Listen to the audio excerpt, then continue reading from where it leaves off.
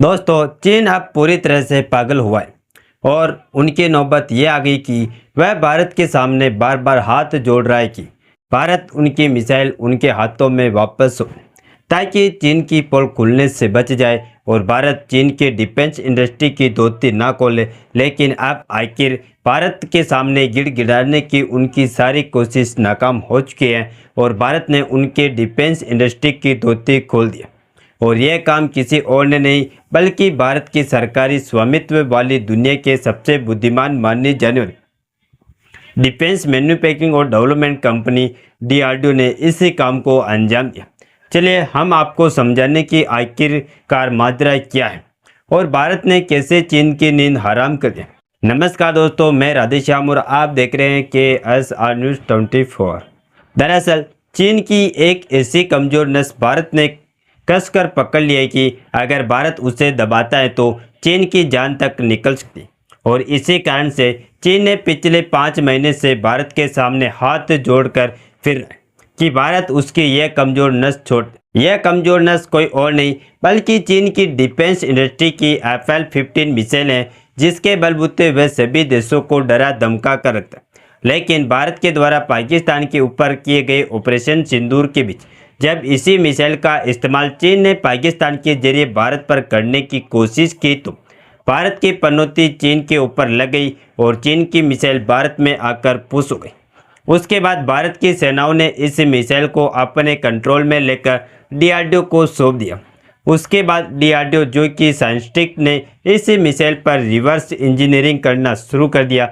दरअसल reverse engineering का मतलब होता है कि किसी तैयार मशीन या हथियार को खोलकर उसके हर हिस्से को समझना, यानी कि उसे बनाने के बाद नहीं बल्कि तोड़कर यह जानना कि अंदर कौन कौन सी तकनीकी लगी और कैसे काम करती। डीआरडीओ के वैज्ञानिकों ने भी यही किया कि उन्होंने इस चीनी PL-15 मिसाइल को हिस्सों में बांटकर उसका पूरा एक्सरे निकाल डाला।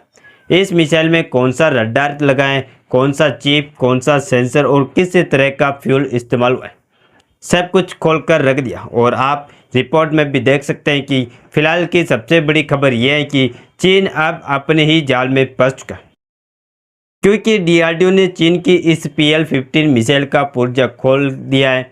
अब यही से चीन की सबसे बड़ी टेंशन शुरू हो गई कि दोस्तों PL-15 चीन की वो मिसाइल है जिस पर उसका पूरा भरोसा टिका।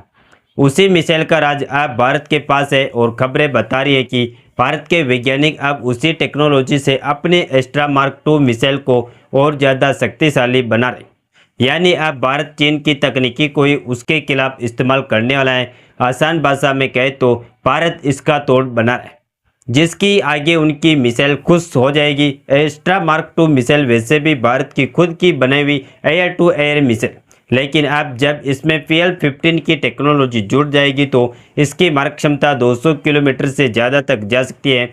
इसका मतलब यह है कि अब भारत के फाइटर जेट्स दुश्मन के विमानों को बहुत पहले हवा में गिरा सकते हैं। और यह सब होगा बिना किसी विदेशी टेक्नोलॉजी, वह भी सिर्फ देसी दिमाग से। आपको बता दें कि चीन की PL-15 मिसाइल का मलबा जब भारत को मिला था तब इस पर दुनिया के कई देशों की नज़र टिकी।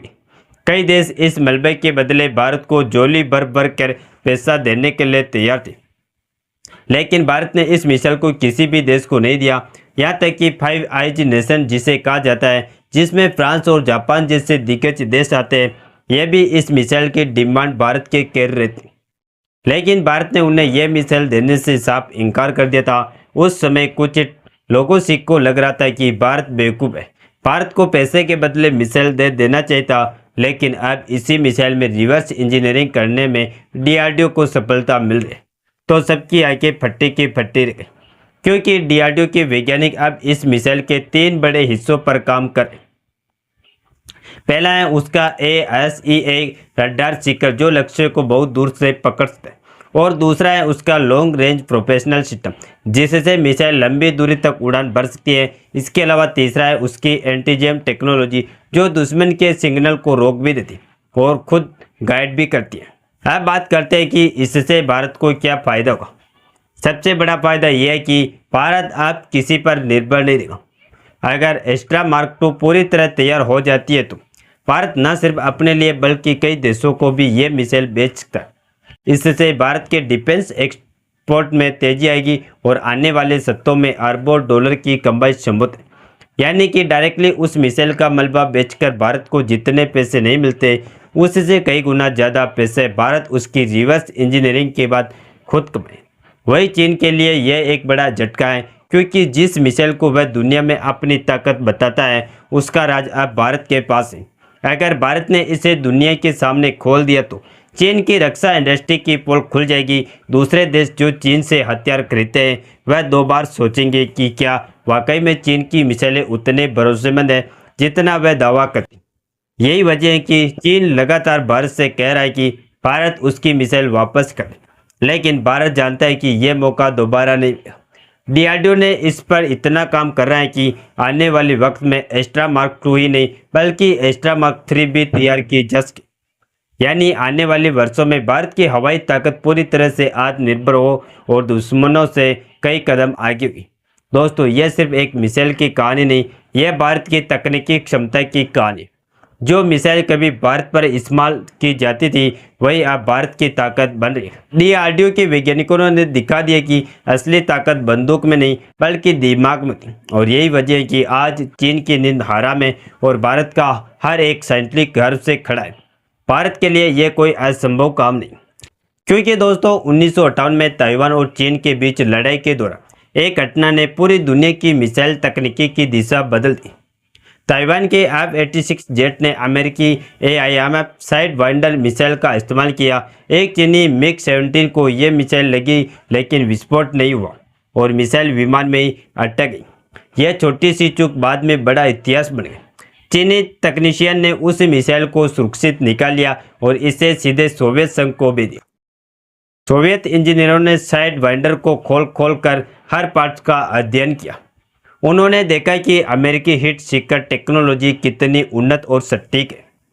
यही वह मौका था जब सोवियत ने मिसाइलों के रिवर्स इंजीनियरिंगों में अपनी ताकत दिखाई। सोवियतों ने साइड वाइंडर की नकल कर K-13 या AA-2 एट्रोल मिसाइल बनाई। शुरुआती रूप में यह बिल्कुल साइड वाइंडर जैसी थी और बाद में इसमें कई सुधार किए गए। R-3 नाम की यह मिसाइल सोवियत और सहयोगी देशों की वायुसेनाओं में व्यापक रूप से इस्तेमाल। यह साबित करता है कि सिर्फ एक बरामद मिसाइल भी पूरी तकनीकी को बदल सकता है, और यही खेल आज भारत कर रहा है जो चीन ने नाक के नीचे दबा कर रख चुका है। बाकी आप लोग डीआरडीओ के वैज्ञानिकों के लिए कमेंट बॉक्स में जो भी लिखना चाहे उसे लिख सकते हैं, और इस वीडियो को एक लाइक करके अपने मित्रों तक शेयर जरूर करें ताकि उन्हें भी जानकारी मिल सके। इसी तरह और भी नॉलेजेबल वीडियो देखने के लिए हमारे चैनल के SR न्यूज को सब्सक्राइब करके बेल आइकन को ऑल पर जरूर सेलेक्ट करें। जय श्री राम, जय हिंद, जय भारत।